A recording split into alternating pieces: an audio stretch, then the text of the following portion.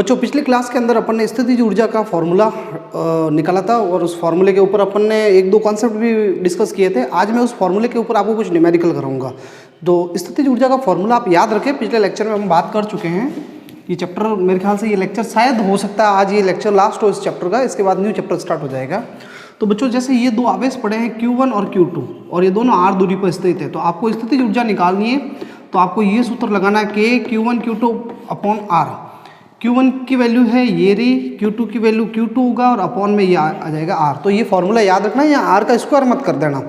ये स्थितिज ऊर्जा का सूत्र है। ये सूत्र लगाते टाइम ध्यान देना है आपको, कोई आवेश अगर धनात्मक हो प्लस का हो तो प्लस रखोगे, अगर कोई माइनस का है तो उसकी जगह आपको क्या रखना पड़ेगा, माइनस का रखना पड़ेगा। तो ये स्थितिज ऊर्जा का सूत्र है और इसी सूत्र को यूज करके अपन कुछ क्वेश्चंस कर रहे हैं, न्यूमेरिकल कर रहे हैं।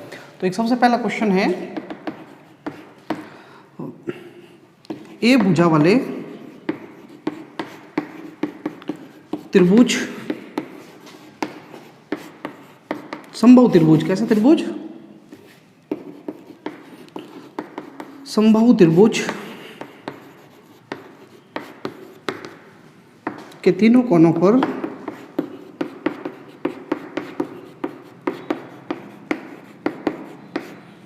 समान आवेश प्लस क्यू रखे गए हैं। निकाय की स्थितिज ऊर्जा ज्ञात करो।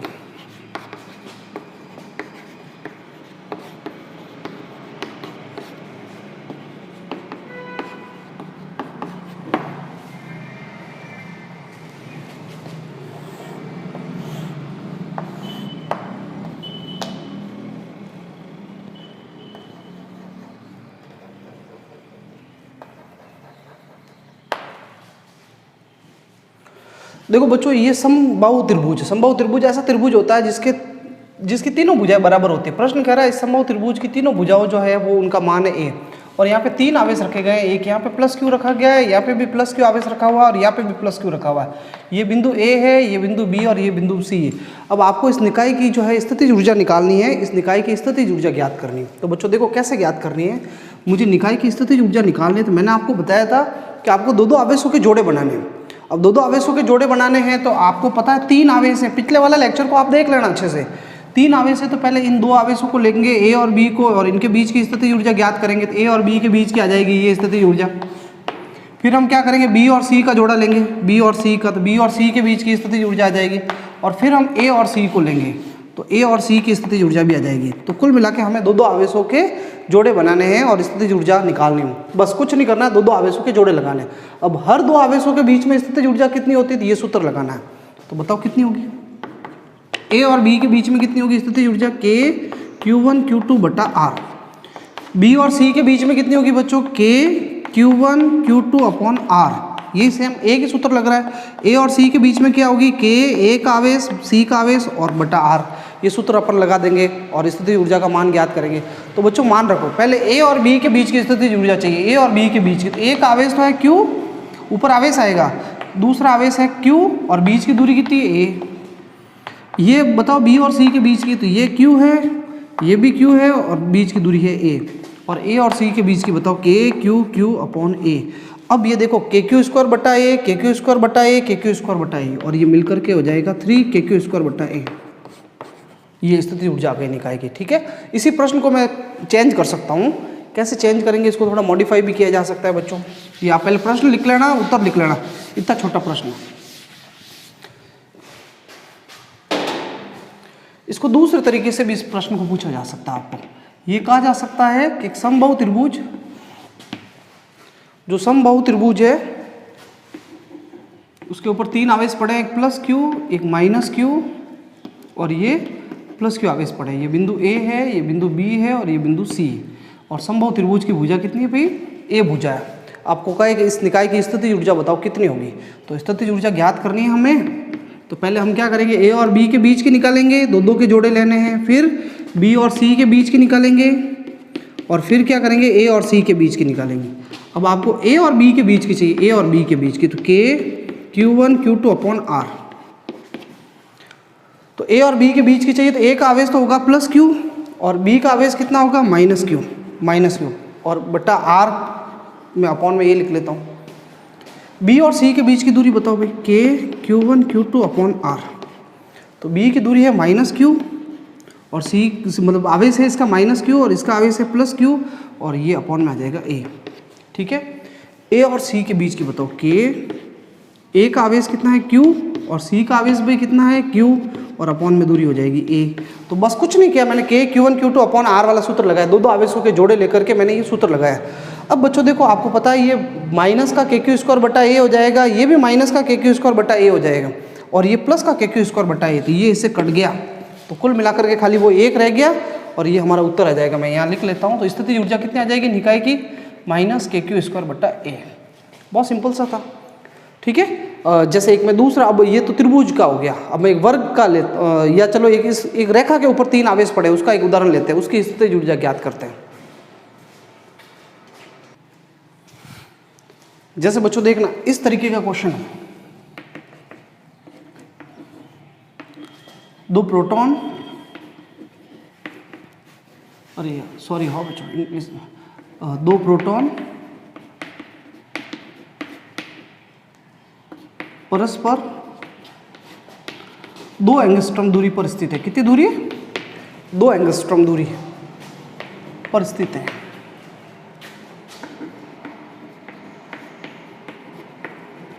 उनके मध्य बिंदु पर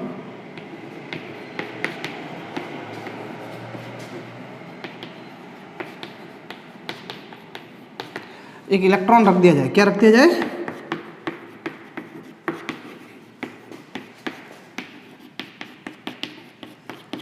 तो निकाय की स्थितिज ऊर्जा कितनी होगी?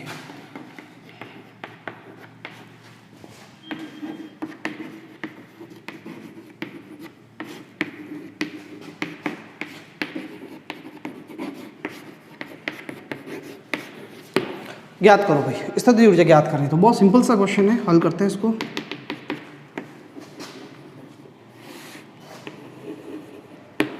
देखो बच्चों 2 आवेश है, ये प्लस ई और ये प्लस ई, ये बिंदु ए है, ये बिंदु बी है।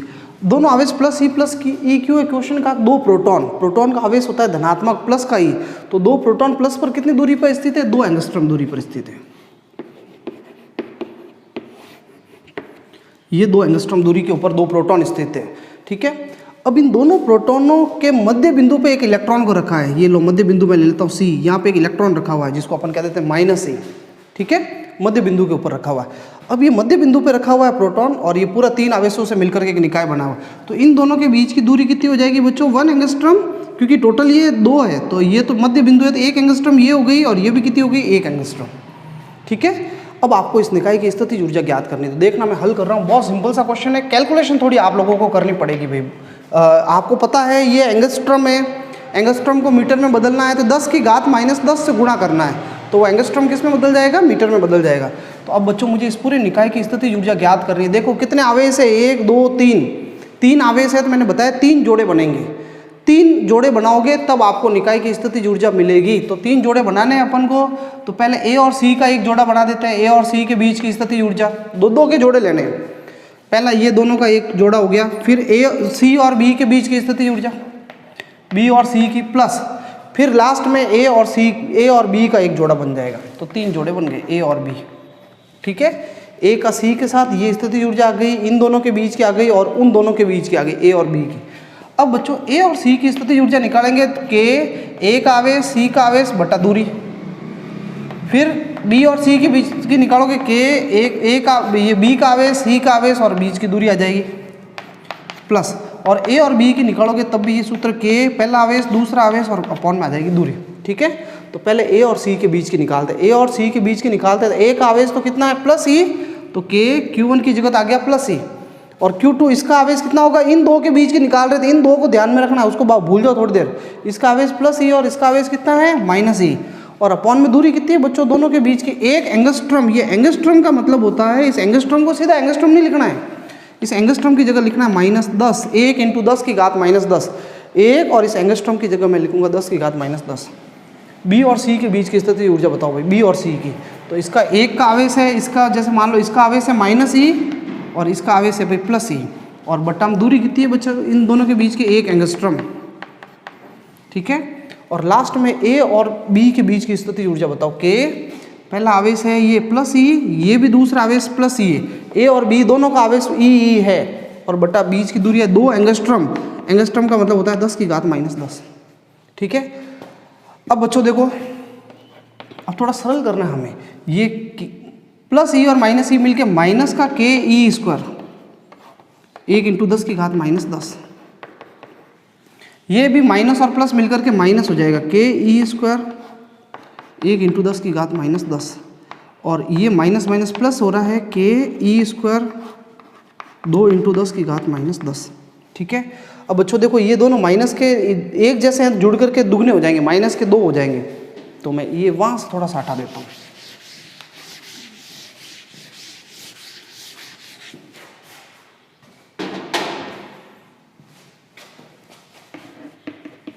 माइनस का ये दोनों जुड़ करके 2 के ई स्क्वायर हो जाएगा, 2 ये दोनों माइनस माइनस है तो माइनस के जुड़ के डबल हो जाते हैं, माइनस माइनस प्लस मत कर देना, और बट्टा में है 1 × 10 की घात -10। थोड़ा गणित गणना आनी चाहिए, नहीं आए तो आप किसी से पूछो, आप सीधा मेरे को देख करके मैंने लिख लिया तो ऐसे लिख करके ऐसे मत रहो, आप सेटिस्फाई होने चाहिए, संतुष्ट होने चाहिए कि हाँ ये ऐसे आएगा। आपको मेरे से एक स्टेप आगे चलना है, खुद को पता होना चाहिए इन दोनों को जोड़ने पे ये आएगा, दोनों माइनस माइनस के जोड़ेंगे तो माइनस का डबल हो जाएगा, दुगना हो जाएगा। ये स्टेप खुद को आने चाहिए, नहीं आ रहे हैं तो वही रुक जाओ, पहले प्रैक्टिस करो, सीखो किसी से पूछ करके, एक बार इस समस्या को खत्म कर लो तो हमेशा के लिए पूरी रामायण खत्म हो जाएगी। ये फिजिक्स हार्ड नहीं है, ये हर कोई समझ लेगा। जिन बच्चों को थोड़ा वो लगता है कि उनका नॉलेज कम है या उनको समस्या आती है तो उनको इन चीज़ों में समस्या आती है, ये प्रैक्टिस एक बार करनी पड़ेगा। और ये पीछे पड़ा है के ई स्क्वायर 2 × 10 की घात -10। अब बच्चों देखो इन दोनों में से क्या कॉमन आ रहा है, मैं कॉमन ले लेता हूँ, ये के और ई स्क्वायर कॉमन आ गया, के ई स्क्वायर बट्टा, और ये 10 की घात -10 दोनों के बट्टा से मैंने कॉमन ले ली, तो कितना रह गया, ये माइनस का तो 2 रह गया प्लस, और ये 1/2 रह गया, के ई स्क्वायर बट्टा 10 की घात -10, और यहाँ 2 लसअप आ जाएगा, ये 2 लसअप आएगा तो 2 इधर जाएगा, ये 2 और 2 हो जाएंगे -4, -4 में जब ये 1 जुड़ेगा तो माइनस का 3 रह जाएगा। ठीक है, अब ये मैं इसको सही लिख लेता हूँ भाई, माइनस का इसको मैं आगे लिख लेता हूँ 3/2, ये 3/2 मैंने आगे लिख लिया। के का मान होता है बच्चों 9 × 10 की घात 9, और ई इलेक्ट्रॉन का आवेश होता है 1.6 × 10 की घात -19, और ई के ऊपर स्क्वायर है तो इसको 2 बार लिख लो, 1.6 × 10 की घात -19 बट्टा, और ये बट्टा में 10 की घात -10 पड़ा। अब आपका काम है, आप सरल करें, ये 2 का इसमें भाग चला जाएगा, 0.8 आ जाएगा, पूरा घात 10 की घात, ये 19 से 10 की घात -10 कट जाएगी, 10 की घात -9 रह जाएगी, -9 से ये प्लस की 9 घात हट गई, और बच्चों अब बाकी ये गुणा कर लेना, 1.6 को 9 से फिर 3 से गुणा कर लेना, और 10 की घात ये कितनी बची हुई है -19, तो ये उत्तर आ जाएगा आपके। ठीक है, 3 से गुणा कर लेना, माइनस के आ जाएगी स्थिति ऊर्जा, तो आगे आप खुद करेंगे, और मात्र क्या लगेगा, जूल। ठीक है, एक क्वेश्चन और देता हूं मैं आपको,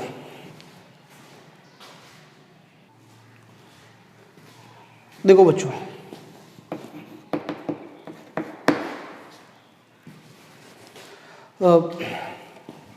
जैसे इस तरीके का एक क्वेश्चन है कि आवेश पड़ा एक प्लस क्यू आवेश पड़ा है, और फिर इससे एल दूरी पे एक दूसरा आवेश पड़ा है प्लस का 2q, और फिर इससे एल दूरी पे पड़ा है एक आवेश प्लस का 4q।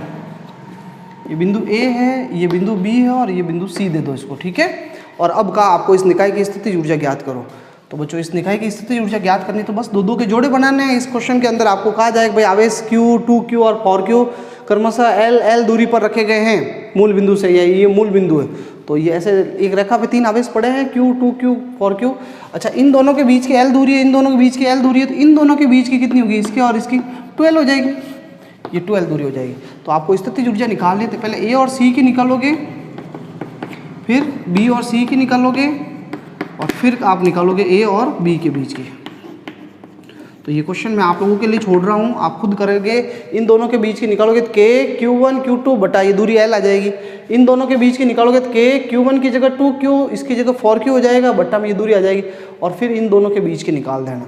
ठीक है, तो आप जो भी है फाइंड आउट करना, आंसर क्या आता है 8 और 1 ये 8 और 2 10 10 और 2 12 मेरे ख्याल से आपके 12 KQ² आएगा। उत्तर देखना आप क्या आएगा वो आप एक बार निकाल करके देखना, मैंने तो ऐसे ही मुंह पे कैलकुलेट करके देख लिया। तो आप एक बार इस निकाय की स्थिति ऊर्जा ज्ञात करना। ठीक है, अब बच्चों देखो एक मैं आपको वर्ग वाला एक क्वेश्चन करा देता हूँ। ये आप खुद करना है ना, खुद सॉल्व करके इसको निकालना। जैसे आपको ये कहते हैं कि एक वर्ग है, ए भुजा का एक वर्ग है,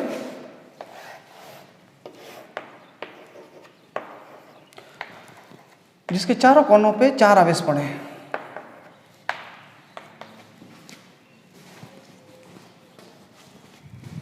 चारों कोनों पे 4 आवेश पड़े हैं, प्लस क्यू क्रमशः माइनस क्यू, फिर प्लस क्यू और फिर वापस माइनस क्यू, और ये दूरी ए है। ठीक है, और आपको ये कह दिया कि भाई इस निकाय की स्थितिज ऊर्जा निकालो। तो अब बस 4 आवेश हैं, तो 4 आवेशों के कितने जोड़े बनेंगे, तो ये मैं पिछले लेक्चर में बता चुका हूँ कि 4 आवेशों के 6 जोड़े बनते हैं, 2-2 के जोड़े बनाने हैं आपको और निकाय की स्थितिज ऊर्जा निकलेगी। तो जैसे मैं एक एक का निकालता हूँ, ए का जोड़ा बना देता हूँ, ए का बी के साथ, ये लो स्थितिज ऊर्जा आ गई ए और बी के बीच की, थोड़ा गहरा कर दिया करो। फिर ए का सी के साथ, ये ए और सी की आ गई। फिर ए का डी के साथ, ठीक है, ये ए और डी भी हो गया, लो निपट गया। फिर अब बी की बारी, बी का ए के साथ बन चुका है, अभी बी और ए आ चुके हैं, अब बी का सी के साथ, बी और सी की स्थितिज ऊर्जा। फिर बी की डी के साथ, ये बी और डी का भी हो चुका है, चलो बी निपट गया। सी का ए के साथ हो चुका है, सी का बी के साथ भी हो चुका है, सी का लास्ट डी के साथ है, तो सी और डी के बीच की एक और स्थितिज ऊर्जा आई। तो कितने हो गए, 1 2 3 4 5 6 जोड़े हो गए। अब अपन स्थितिज ऊर्जा निकालते हैं। पहले बात करते हैं ए और बी। ए और बी के बीच की स्थितिज ऊर्जा चाहिए, तो के, ए का आवेश कितना है बच्चों, क्यू, इसका आवेश कितना है, दूसरा आवेश माइनस क्यू, के Q1 Q2, और बीच की दूरी कितनी है, ए, ये हो गया। चलो अब ए और सी के बीच की स्थितिज ऊर्जा निकालो, ए और सी की स्थितिज ऊर्जा। तो ए का आवेश है Q, सी का आवेश कितना है बच्चों, Q बट्टा दूरी कितनी है दोनों के बीच की, तो ये विकर्ण की लंबाई याद रखो √2a होती है।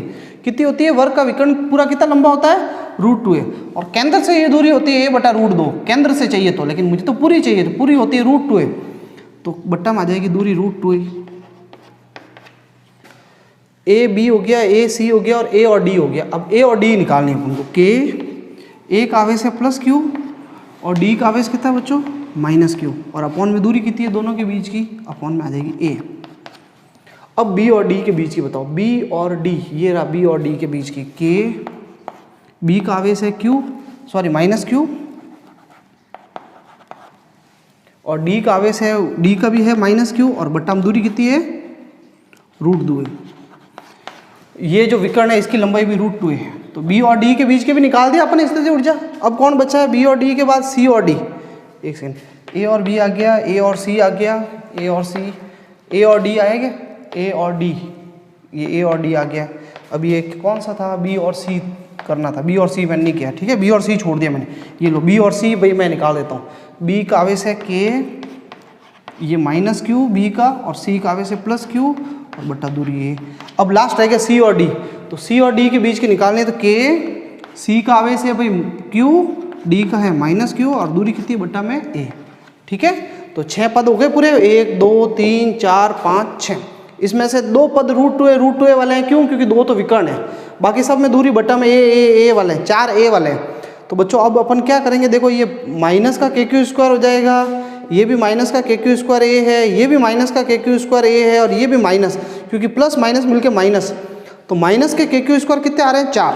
तो मैं वहाँ पे लिख लेता हूँ, ठीक है।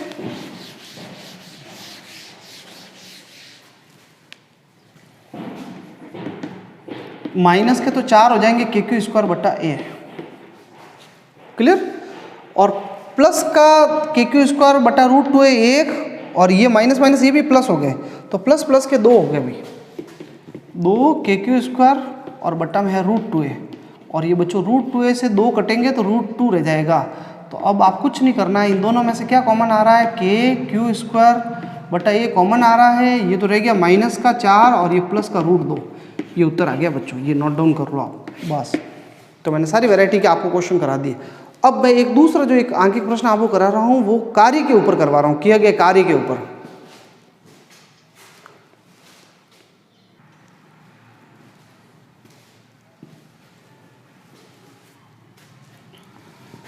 देखो बच्चों, मैं एक आपको एक कॉन्सेप्ट बता देता हूँ।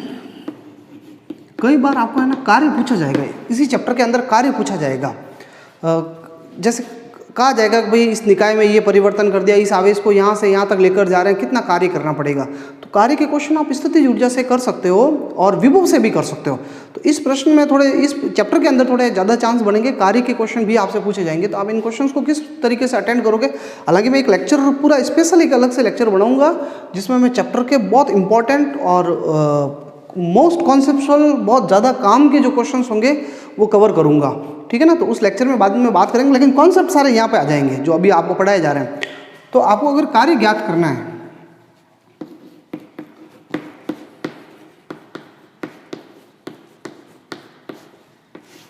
ठीक है, तो कार्य ज्ञात करने के लिए बच्चों ध्यान रखना है,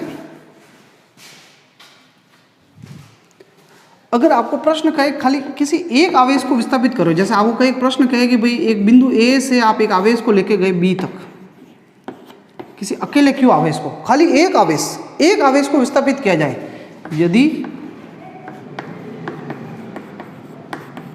केवल एक आवेश को विस्थापित किया जाए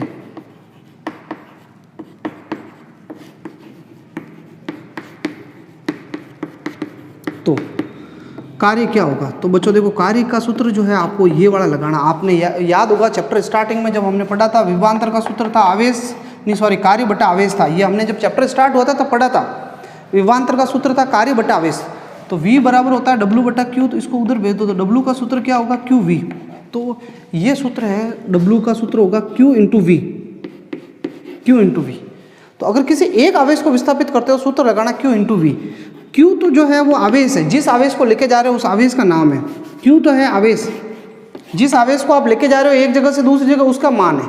और V जो है ना, विभव नहीं, विभवांतर है, विभव में अंतर है। यहाँ V क्या है, V जो है, जैसे आप A से B तक जा रहे हो तो B के विभव में से A का विभव घटाओगे तब आपके आएगा विभवांतर। क्या आएगा, विभवांतर। तो बच्चों किसी एक आवेश को आप जब विस्थापित करते हो तो आपको Q को V से गुणा कर देना, जो हमने स्थितिज ऊर्जा के डेरिवेशन ऐसे ही किया था। तो Q और V को गुणा करोगे तो जो आपके कार्य आ जाएगा। लेकिन ये V ध्यान रखना, दोनों बिंदुओं के बीच का विभव में अंतर है, विभवांतर है, यानी विभवांतर से आवेश को गुणा करते आपके कार्य आ जाएगा, अगर एक आवेश को लेके जाते हो। लेकिन एक की जगह आप मान लो 2-3 आवेश पड़े, उन सबको एक साथ आप विस्थापित कर रहे हो, हटा रहे हो एक जगह से दूसरी जगह, तब आपके ये सूत्र काम नहीं आएगा। तब आप इस सूत्र से करोगे समस्या हो जाएगी, लंबा हो जाएगा। तो आपको मैं एक दूसरी बात बता देता हूँ, यदि एक से अधिक एक से ज़्यादा आवेश हो ना बच्चों, तब यदि एक से अधिक आवेशों को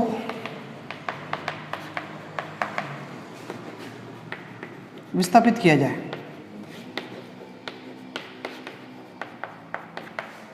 तो कार्य, तो बच्चों आपको कार्य ज्ञात करना है तो आपको स्थितिज ऊर्जा में परिवर्तन निकालना पड़ेगा। कार्य किसके बराबर होगा, स्थितिज ऊर्जा में परिवर्तन।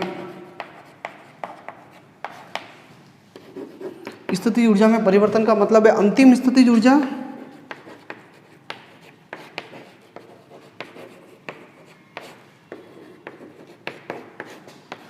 माइनस प्रारंभिक स्थितिज ऊर्जा।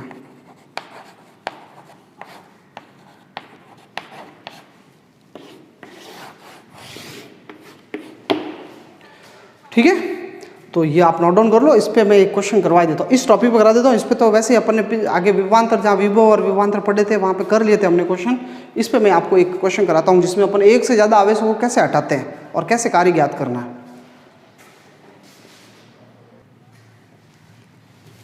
तो बच्चों इस तरीके से हो, ए भुजा वाले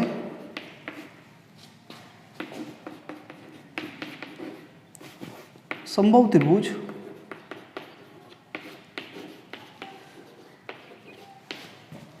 के तीनों कोनों पर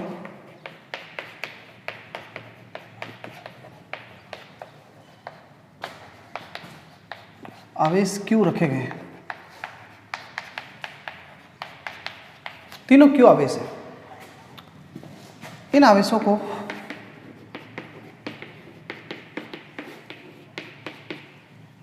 टू ए भुजा वाले समबाहु त्रिभुज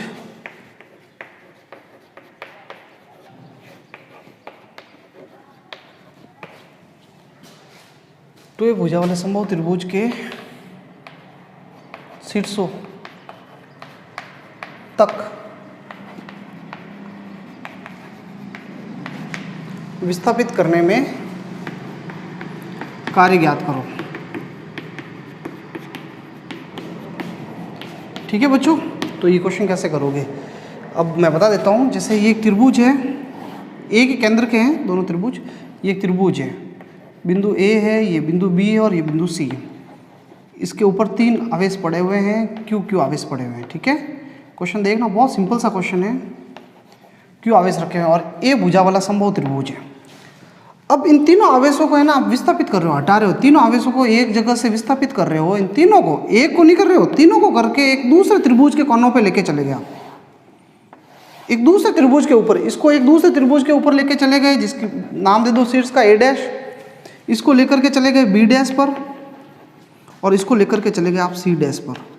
ये क्यू आवेश यहाँ पे आ गया, ये क्यू आवेश यहाँ से यहाँ विस्थापित कर दिया और ये क्यू आवेश आपने यहाँ से यहाँ। और ये जो नया त्रिभुज बना है इसकी भुजा कितनी है, 2a। तो आपने 3 आवेशों को विस्थापित किया है, तो आपको कार्य करना पड़ेगा। तो कितना कार्य होगा, तो पहले तो आप निकाय की पहले वाली स्थिति ऊर्जा निकाल दे। पहले किस त्रिभुज के शीर्षों पे पड़े थे, तो ए भुजा वाले त्रिभुज के शीर्षों पे पड़े थे। तो निकाय अपन इसको कैसे हल करेंगे, पहले प्रारंभिक स्थिति ऊर्जा निकालेंगे। प्रारंभिक स्थिति ऊर्जा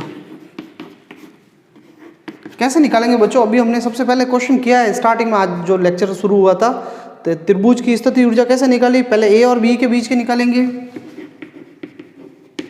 फिर ए और सी कह दो या बी और सी कह दो, और फिर ए और सी के बीच के निकालेंगे। ए और बी के बीच की स्थिति ऊर्जा कितनी होगी, ए और बी के बीच की के, ए का आवेश क्यू, बी का आवेश भी क्यू और बटा ए है।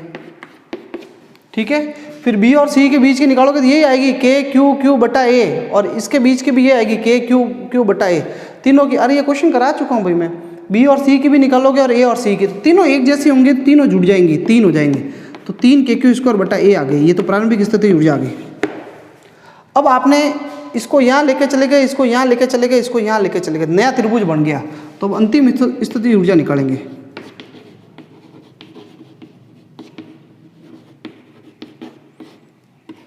You dash. तो अब अंतिम स्थिति ऊर्जा निकालनी है। तो अब आपको देखो, अब अलग ये उस नीचे वाले त्रिभुज को भूल जाओ, अब नए त्रिभुज बन गया, A dash B dash C dash. पहले ए डैश और बी डैश के बीच की आएगी, फिर ए डैश और सी डैश के बीच की आएगी, और फिर बी डैश और सी डैश के बीच की आएगी। तो पहले ए डैश और बी डैश के बीच की निकालते हैं। तो मैं यहाँ निकाल देता हूँ। देखो, ए डैश और बी डैश के बीच की स्थिति ऊर्जा चाहिए के, इसका आवेश है क्यू और इसका आवेश है क्यू, और बीच की दूरी कितनी है इसकी, 2a। ये फिर आप ए डैश और सी डैश की निकालोगे इसके बीच की, तो सेम वही आएगी, यही आएगा। और इसके बीच के निकालोगे तब भी ये आएगा, सब में बटा में दूरी 2a आएगी। तो तीनों एक जैसे आएंगे, तो मैं 3 लिख लेता हूँ, 3 के क्यू स्क्वायर बटा 2 है। ये अंतिम स्थिति ऊर्जा आ गई। अब उस प्रारंभिक में से अंतिम घटाओ या अंतिम में से प्रारंभिक, कार्य आ जाएगा। तो कार्य निकालना है, चित्र को हटा देता हूँ।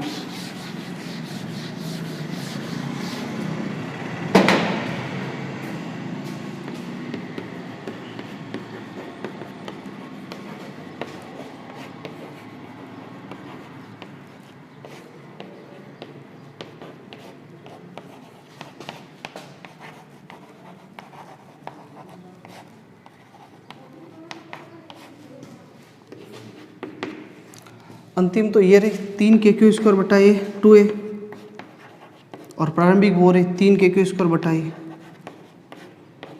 तो घटा दोगे तो बच्चों माइनस का आ जाएगा 3 के क्यू स्क्वायर बटा 2a। कर लेना, एलसीएम ले लेना, कॉमन ले लेना। 3 बटा 2 में से ये 3 माइनस होंगे, तो माइनस का 3 बटा 2 रह जाएगा। ये उत्तर आ गया। ठीक है, तो ये हमने कर लिया। अब अपन 2 डेरिवेशन करते हैं, 2 इंपॉर्टेंट डेरिवेशन है इस चैप्टर के, फिर ये चैप्टर खत्म हो जाएगा।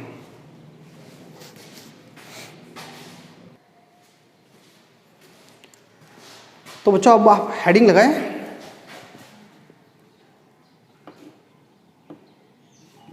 विद्युत द्विध्रुव की स्थिति ऊर्जा।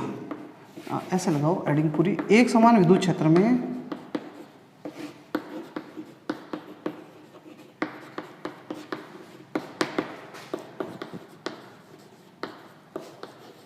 द्विध्रुव की स्थिति ऊर्जा।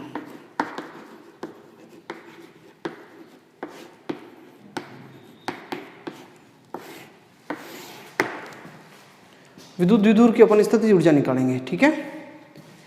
तो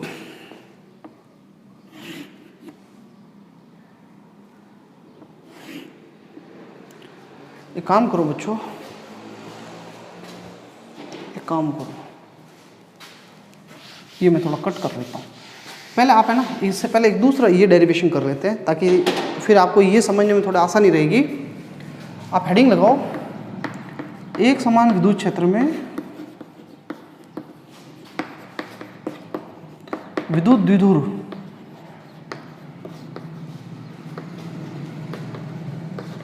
को घुमाने में किया गया कार्य। उसको घुमा रहे हैं अपन, विद्युत द्विध्रुव को घुमाने में कितना कार्य करना पड़ेगा। देखो बच्चों, इस चैप्टर में जो अपन डेरिवेशन पढ़ रहे हैं, आगे एक चैप्टर है चुंबकत्व, पदार्थों में चुंबकत्व, तो उसमें ये डेरिवेशन सारे के सारे वापस आएंगे, तो वहाँ हमारे लिए बहुत बेनिफिट होगा। यहाँ विद्युत क्षेत्र है, बस वहाँ चुंबकीय क्षेत्र आ जाएगा। तो देखो बच्चों, ये एक विद्युत क्षेत्र है, इस विद्युत क्षेत्र के अंदर मैंने एक विद्युत द्विध्रुव को रखा है। विद्युत द्विध्रुव में दो आवेश होते हैं, माइनस क्यू और प्लस क्यू। ये बिंदु ए है और ये बिंदु बी है, और ये मध्य बिंदु है ओ। ये दूरी ए होती है, ये ए होती है, ठीक है। और ये थीटा कोण पे पड़ा है और ये विद्युत क्षेत्र ई है। अभी डेरिवेशन बहुत इजी है। पहले तो आपको ये पता होना चाहिए कि इस विद्युत द्विध्रुव पे बल आघूर्ण कितना लगता है। ये मैं डेरिवेशन आपको करवा चुका हूँ फर्स्ट चैप्टर में। विद्युत द्विध्रुव पर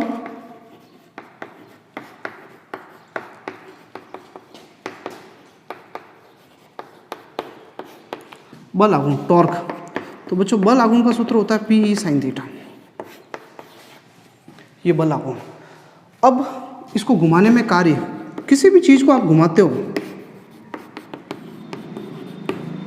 किसी को भी आप रोटेट करते हो, घुमाते हो, तो कार्य का सूत्र होता है टॉर्क इंटू डी थीटा। ये सूत्र याद रखो बच्चों। रोटेशनल घूर्णन में कार्य का सूत्र ये होता है, ये अपने 11वीं में पढ़ा हुआ है। और कहाँ से कहाँ घुमा रहा हूँ, मान लो मैं इसको θ1 कोण पे पढ़ा होगा कहीं, अभी तो ये थीटा बनाया, पर प्रारंभ में जो कोण है उसको मैं θ1 कहता हूँ। θ1 से घुमा के मैं इसको θ2 तक लेके चला गया, तो θ1 से कहाँ तक घुमा रहे हैं हम, इसको θ2 कोण तक घुमा रहे हैं। अब इसका मान रख दो भाई, मान रखने पर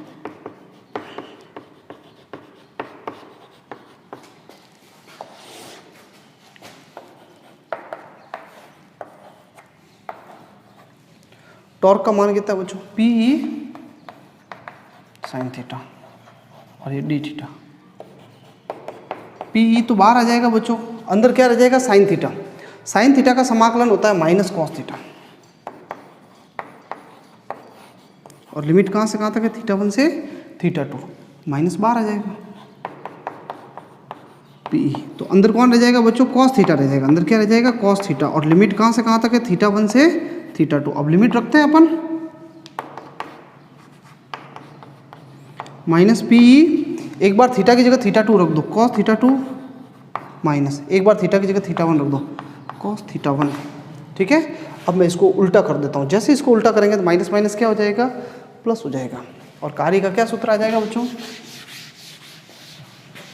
ये आप नोट करो भाई, इसको मैं हटा रहा हूँ।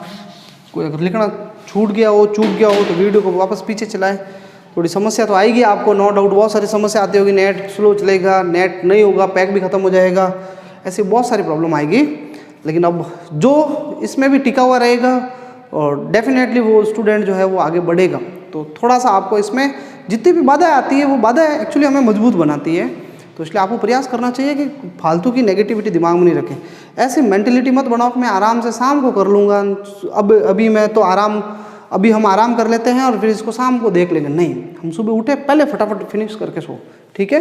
इसको याद कर लो, एक बार रेडी कर लो पूरा करके, फिर उसके बाद आप दूसरे सारे काम करो। लेकिन एक बार टारगेट जो है हमें मिला हुआ, उसको पहले कंप्लीट करो। तो कार्य का क्या सूत्र आ गया बच्चों, मैं माइनस पी था ना, माइनस पी, तो मैं अंदर वाले को उल्टा कर रहा हूँ। जैसे अंदर वाले को उल्टा करेंगे तो बाहर माइनस माइनस क्या हो जाएगा, प्लस हो जाएगा। कॉस θ1 माइनस क्या हो गया, कॉस θ2। ये सूत्र डेरिवेशन आ गया भाई, कंप्लीट हो गया। कार्य का सूत्र है ये। अब इसमें अपन विशेष परिस्थितियां हो सकती हैं।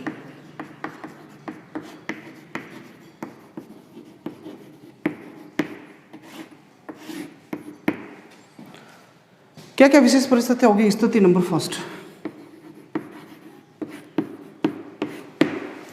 स्थिति फर्स्ट,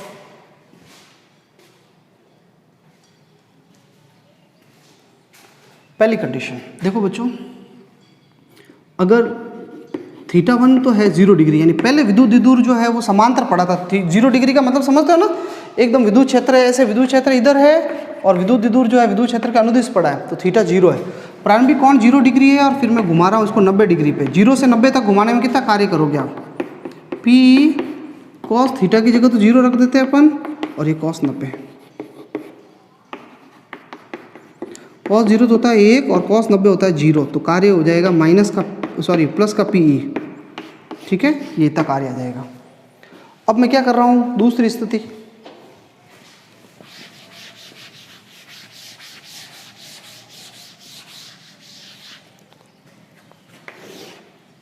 स्थिति नंबर 2, यदि θ1 का मान जो है वो तो हो जाए 0 डिग्री और θ2 हो जाए 180, 0 से 180, ऐसे समांतर पड़ा ने एकदम उल्टा कर दिया मैंने, विद्युत क्षेत्र के अनुदिश था और घुमा करके विद्युत क्षेत्र के विपरीत कर दिया, तो कार्य कितना हो जाएगा? तो सूत्र होता है PE cos θ1 की जगह तो भाई सूत्र लगाओ, वो सूत्र लिखा हुआ है, θ1 की जगह तो 0 और θ2 की जगह 180। PE cos 0 का मान 1 होता है और 180 का मान -1 होता है, माइनस माइनस प्लस 1 हो गया, तो सूत्र आ गया 2P, 1 और 1 जुड़ के 2P। ये अधिकतम कार्य है भाई, मैक्सिमम। सबसे अधिक कार्य तब करना पड़ता है जब विद्युत द्विध्रुव को एकदम विद्युत क्षेत्र के अनुदिश से कहाँ घुमा करके उल्टा कर देते हो, उसको विपरीत कर देते हो। और तीसरी स्थिति बच्चों, ये तो 1 नंबर का सवाल बना हुआ है कई बार, तीसरी स्थिति पे कि θ का मान 0 डिग्री है और आप 360 पे घुमा रहे हो। 360 का मतलब क्या होता है कि उसको पूरा एक चक्कर दे दिया, विद्युत द्विध्रुव ऐसे था, इसको घुमाया 180 और फिर और घुमाते रहे, वापस एकदम समांतर कर दिया विद्युत क्षेत्र के, तो 360 डिग्री। 360 डिग्री का मतलब एक पूरा चक्कर आप ऐसे ऐसे घूम करके वापस ऐसे कर दिया आपने, तो कार्य कितना होगा? तो PE cos θ1 की जगह तो 0 है और θ2 की जगह बच्चों 360। अब देखो cos 0 का मान होता है 1 और 360 का मान भी 1, 1 और 1 कट के 0 हो गया बच्चों, तो 0 कार्य करना पड़ेगा। और वैसे भी हमें कोई सवाल का उत्तर नहीं आता है तो फिर 0 तो लिखना ही है आपको, कि कोई 1 नंबर का सवाल आ जाएगा भाई इसका क्या मान होगा, नहीं आ रहा है तो फिर क्या करोगे, 0 तो लिखना ही है। तो तीसरी वाली स्थिति वैसे एग्जाम में कई बार आई हुई है, तो इस चीज़ को मैं हटा देता हूँ। अब एक लास्ट डेरिवेशन और रह गया है, विद्युत द्विध्रुव की स्थितिज ऊर्जा। ये तो कार्य था, अब हम स्थितिज ऊर्जा ज्ञात करेंगे।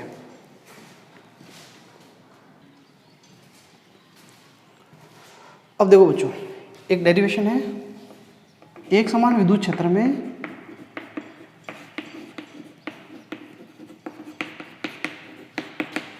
विद्युत द्विध्रुव की स्थितिज ऊर्जा।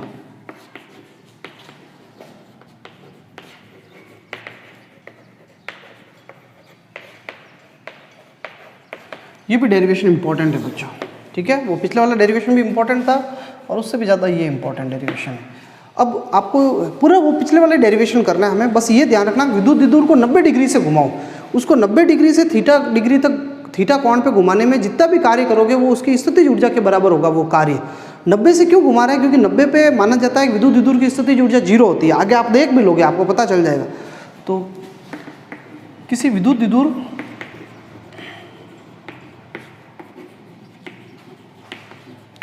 को एक समान विद्युत क्षेत्र में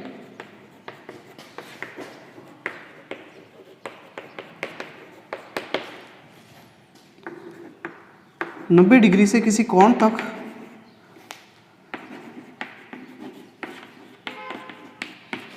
घुमाने में कार्य स्थितिज ऊर्जा के बराबर होता है। किसके बराबर होता है?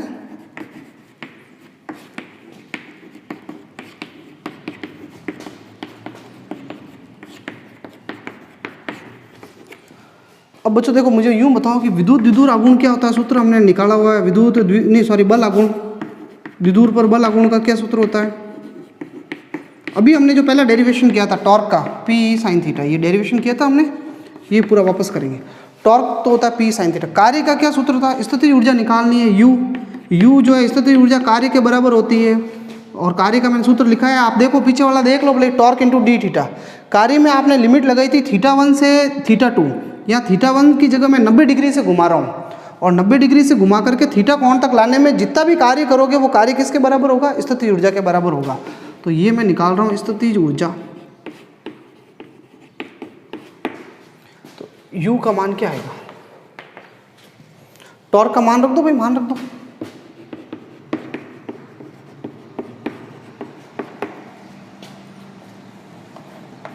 पी ई साइन थीटा और डी थीटा, और लिमिट है 90 से थीटा कोण। पी बाहर आ जाएगा, अंदर साइन थीटा का समाकलन बच्चों अभी थोड़ी देर पहले बताया हुआ है, माइनस कॉस थीटा, लिमिट 90 से थीटा, माइनस तो बाहर आ जाएगा, माइनस पी ई, तो माइनस बाहर चला गया, तब क्या रहेगा कॉस थीटा। थीटा की जगह एक बार तो थीटा रखो और एक बार थीटा की जगह 90 रखो, कॉस 90।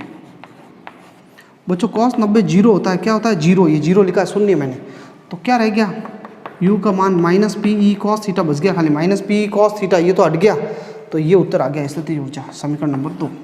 इसको कई लोग ऐसे भी लिखते हैं, u बराबर minus P vector dot E vector, cos theta को हटा के बीच में डॉट लगाते थे, डॉट बिंदु गुणनफल अदिश गुणनफल हमने पढ़ा है, तो इसको आप ऐसे भी लिख सकते हो, स्थितिज ऊर्जा का ये सूत्र है। हालांकि हम ऊपर वाला ज़्यादा काम में लेंगे, तो ये लिख लो बच्चों, अपन विशेष परिस्थितियाँ करते हैं।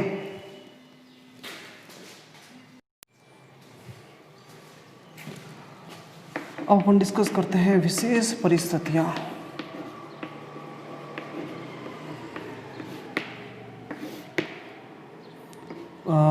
इसका क्या कहते हैं, इसका स्थितिज ऊर्जा का क्या सूत्र निकाला हमने, minus P E cos theta, ये निकाला बच्चों, माइनस पी कॉस थीटा। ये देखो अब स्थिति नंबर पहले, थीटा 0 डिग्री लेते हैं, इसमें एक ही कोण है थीटा 0 डिग्री है। अगर विद्युत विदुर 0 डिग्री का मतलब है विद्युत क्षेत्र के समांतर पड़ा है, ऐसे ये माइनस क्यू आवेश और ये प्लस क्यू आवेश विद्युत क्षेत्र के समांतर पड़ा है ऐसे, तो इस स्थिति में स्थितिज ऊर्जा कितनी होगी, माइनस पी ई कॉस 0 का मान 1 होता है, तो स्थितिज ऊर्जा हो जाएगी माइनस पी, माइनस में आ रही है इसलिए इसको कहेंगे ये न्यूनतम स्थितिज ऊर्जा है। और ये जो स्थितिज ऊर्जा सबसे न्यूनतम होती है उसको कहते हैं स्थायी साम्य अवस्था। क्या कहते हैं, स्थायी साम्य अवस्था में है ये। अब 90 डिग्री पे देखते हैं कितनी होगी स्थितिज ऊर्जा।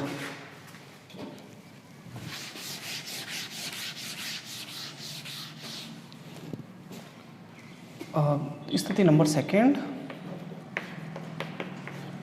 जो है थीटा बराबर 90 डिग्री, थीटा 90 पे स्थितिज ऊर्जा होगी माइनस पी कॉस 90। बच्चों कॉस 90 जीरो होता है, इसलिए स्थितिज ऊर्जा पूरी जीरो, देखो मैंने बताया था ना 0 डिग्री पे 90 डिग्री पे स्थितिज ऊर्जा शून्य होती है, इसलिए हम जहाँ पे भी शून्य है, जैसे आप बिंदु आवेश को लाते थे, स्थितिज ऊर्जा की परिभाषा पढ़ी हमने, बिंदु आवेश को अनंत से लाते थे, क्योंकि बिंदु आवेश की स्थितिज ऊर्जा अनंत पे 0 होती है, और विद्युत विदुर की विद्युत क्षेत्र में स्थितिज ऊर्जा कहाँ शून्य होती है, 90 डिग्री पे। स्थिति नंबर सेकेंड, थर्ड 180, थीटा 180 हो, 180 का मतलब विद्युत क्षेत्र के विपरीत है, ये विद्युत विदुर को ऐसे कर दिया, उल्टा कर दिया, तो इस अवस्था में क्या होगा भाई, माइनस पी ई स्थितिज ऊर्जा का सूत्र है, कॉस थीटा की जगह 180 रखो, कॉस 180 का मान बच्चों जो है ना माइनस का 1 होता है, तो माइनस माइनस प्लस हो जाएगा, ये धनात्मक आ रही है इसलिए इसको कहेंगे अधिकतम स्थितिज ऊर्जा, और जब स्थितिज ऊर्जा अधिकतम होती है तो उसको कहेंगे अस्थायी साम्य अवस्था।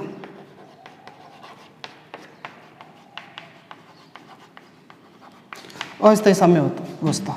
तो बच्चों ये 3 स्थितियाँ हो गई है स्थितिज ऊर्जा की, बहुत इंपॉर्टेंट थी, और इसी के साथ जो है हमारा ये चैप्टर जो है पूरा हो गया है।